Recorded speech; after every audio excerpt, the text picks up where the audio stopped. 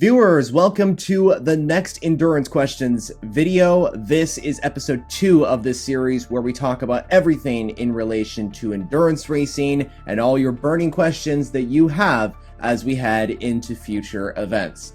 In this particular video, I'm joined by my live stream co-host, who's also a WEC expert, David. Let's get this thing underway. Thank you, Jonah. Yeah, let's get it going. All right, so our first question is going to come from Alvin Mavula, who says, any chance of Alpine coming to IMSA? This is the French brand who usually competes in the WEC with their LMDH prototype. David, I want to get your thoughts on this before I give my thoughts. Well, from a competitive view, it would be a great choice. They have a car that's working really well in WEC, getting great results. And it wouldn't hurt the brand at all to expand into IMSA and make it maybe also with great results over in that championship. So from a sports view, it's a really good choice. Oh yeah, for sure. I completely agree. And I mean, Alpine already has an LMDH prototype, as we mentioned, so they are qualified to race there. And they also comply with that 2,500 road car rule that prohibits a lot of manufacturers like Glickenhaus, for example, from entering IMSA. So they're good on that moment as well. And I think another factor is that Alpine are looking to get into the US road sales as well. Renault haven't sold cars in the US for quite some time, and Alpine are looking to do that. They were initially planned to do that in 2027, but due to tariffs, they are unfortunately not going to be doing that. But once they get their act together and are able to potentially sell cars in the US, I think a good way to promote that side is by entering IMSA with their LMDH, maybe in like a 2028 range or something like that. But I don't know. I think Alpine has a very good shot at joining the IMSA grid. It's just a matter of time. Question number 2 comes from Messi Vietnam. That's asking, how do you explain the fact that WEC and IMSA got only 1 to 2 million fans in its golden era, while other racing series have so much more fans, and those series are not even close to being in a golden era? Well, I think Jonah also has some points on this, but for me, I think at least in my opinion, that IMSA and WEC has always been for more devoted racing fans and motorsports fans, because the races are so much longer. Right. And you have to set a whole day off to watch it. You can't, like Formula One, even the longer races, not the sprint races, you can take an afternoon off to watch a race. And it's more accessible in that way. Also, the fewer races, there ain't that many races in a calendar year for endurance racing, so it limits the viewers and the fans, unfortunately. But we have seen a growing number of fans come to WEC and IMSA with the hypercar program, so it's growing. But I think that's one of the reasons why we won't see Formula One level of fandom around WEC and endurance racing in general. Yeah, and I agree. And speaking of Formula One, I think that the WEC and IMSA's popularity is not as big compared to Formula One and series like NASCAR, for example. Popularity is definitely one of the big factors in this. And I think another factor as well is that the WEC and IMSA are still quite new compared to other series like F1 and NASCAR, for example. I mean, of course, the WEC and IMSA have been around for quite some time, but they were recently rebooted. The World Endurance Championship was reborn in 2012, and then IMSA was reborn with the merger of the ALMS and the Rolex Sports Car Series in 2014. So I think we need to consider the new factor of the WEC and IMSA, and also that they are still figuring a few things out compared to series like F1 and NASCAR, who have been around for so long. They have so much history and so many devoted fans, where the WEC and IMSA is still attracting brand new fans and expanding their coverage of motorsports as well. So yeah, I think that in time, endurance racing will just get a lot more popular, but we have to remember that there are a few key factors which limit new fans coming in. Question number 3 comes from Adrian Prado, who says, what drivers will race in the Garage 59 WEC cars, and how will this affect GT World Challenge? Very interesting question, and we're just going to be going into our top 6 predictions for which drivers will be in these cars. So for my 6 drivers in these McLaren cars next year, I'm picking Marino Sato, Darren Leon, and Sebastian Boe, as well as Gregoire Sassi. These 4 drivers are already driving the 720S entries in the WEC, and I think joining them are going to be McLaren factory drivers Benjamin Gouda and Dean McDonald. Both of these drivers already compete for Garage 59 over in the GT World Challenge Europe series. And speaking of that series, I do believe that Garage 59 may downsize their participation there, and I think that's in preparation for their WEC campaign. But I do believe they will stay in the GT World Challenge Europe series in addition to their LMGT3 participation. Well, I agree with some of your choices, but I also add some new ones to it. I added Fredrik Schandorf, who's a Danish driver doing really well in GT racing in general. Then James Baldwin, some of you guys may know him. He's a silver rank driver and would fit the requirement of having an amateur silver driver in your lineup. Then Joseph Loeb, another driver from the Garage 59 team already.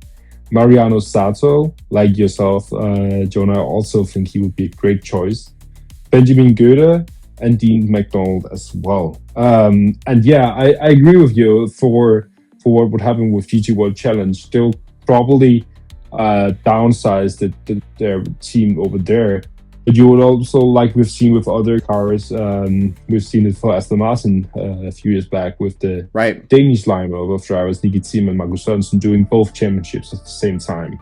And that's something that we'll likely see with most of these drivers as well. Plus the fact that McLaren would likely be looking to take some of the factory drivers to the hypercar program instead. So a lot of the drivers that we're looking at right now may not be eligible for GT racing if that comes around.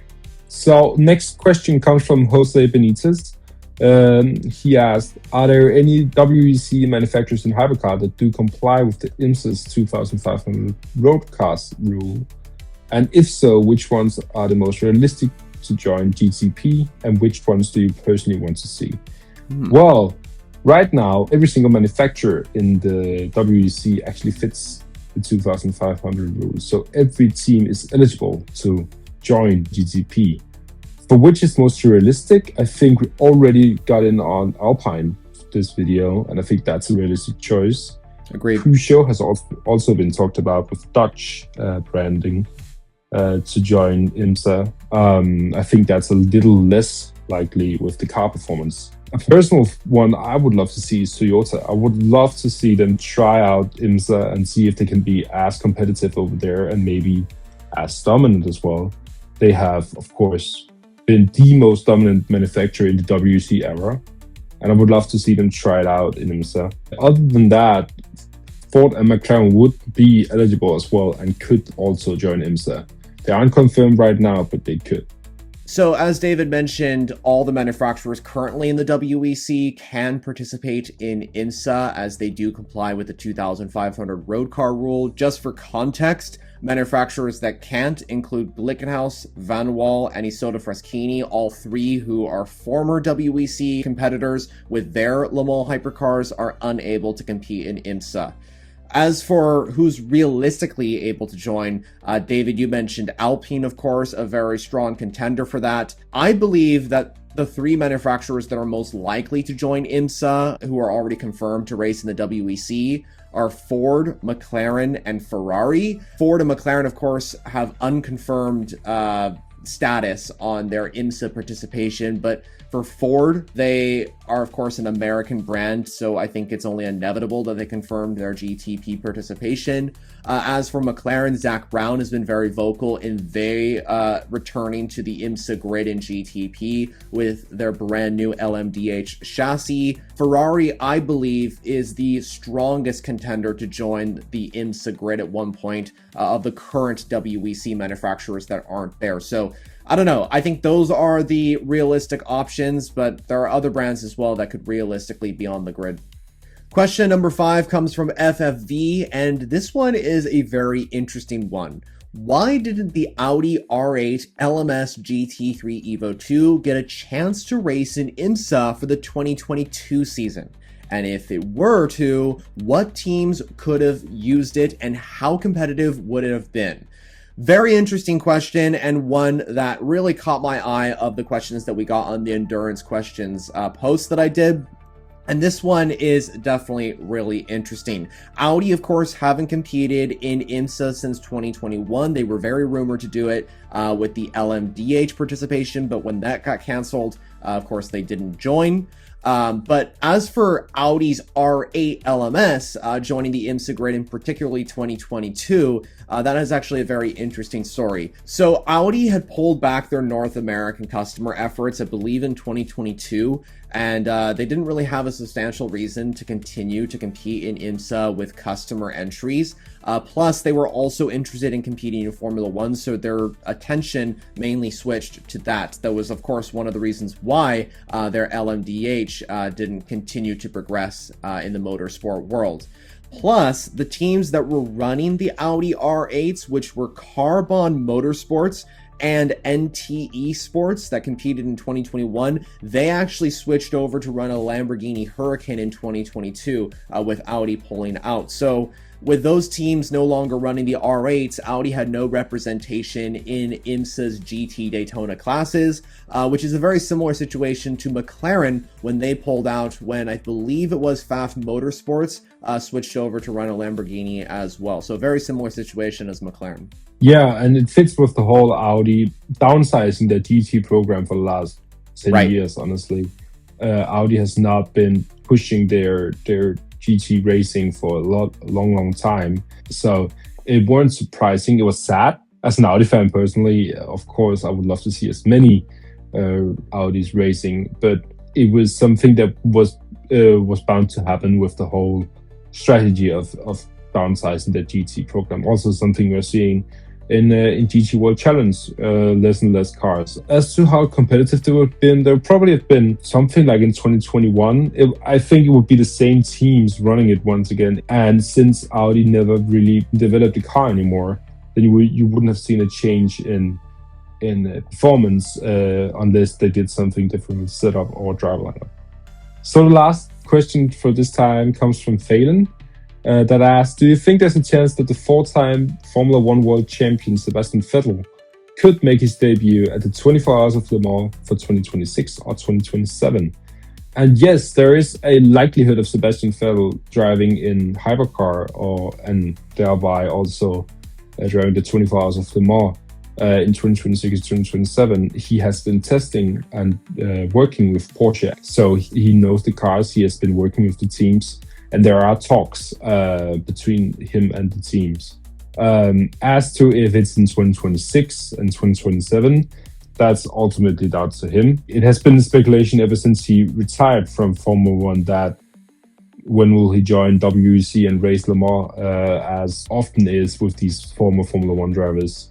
We've seen Jenson Button, Fernando Alonso do great at Le Mans, so it would fit to see Sebastian Vettel do something like it. But now that Porsche is pulling back out of WEC, the likelihood of him driving for them is a bit smaller. But of course, we still have BMW, and honestly, I would see him probably driving for a German marque if any team in WEC. Vettel has shown a lot of interest in competing at Le Mans. You know, he said that during his Formula One career as well. So I think he definitely wants to compete in this modern endurance racing environment. I think it's definitely possible in 2026 or 2027, more likely in 2027. And I think, like you said, David, it really just depends on Vettel himself. We know that Vettel is, of course, wanting to be with his family a lot more. We know that he wants to just be a Formula One world champion and enjoy his career.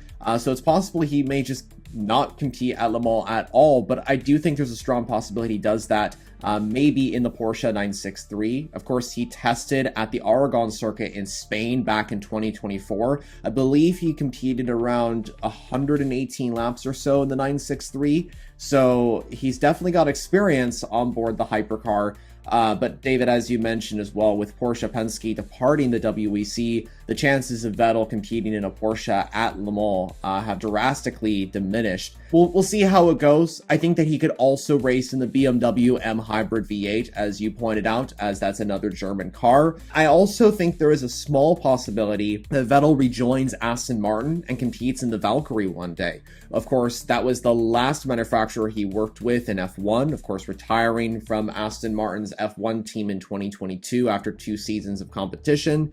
So I could see him racing in the Valkyrie one day as well. I know that's a topic that not a lot of people bring up, but it's definitely a possibility. So we'll see how it goes. But I personally would love to see Sebastian Vettel on the grid at Le Mans one day, and hopefully it's sometime soon, like you said, in 2026 or maybe 2027. Okay, so that concludes our second episode of the Endurance Questions series. We had a lot of questions that came in from all of you, and we really do appreciate them. Make sure to post your questions in the posts that we do about a week or two before these episodes come out. Big thank you to you, David, for joining me for these questions, and I hope to see you in episode 3 as well. For now, though, that's it from the Endurance Questions series, and make sure to let us know and follow us over on other social media platforms as well, on Instagram, Twitter, etc. Me and David are both on there as we provide updates on endurance racing around the world. But again, that's it from us. Thank you for watching, and we'll see you all in the next one.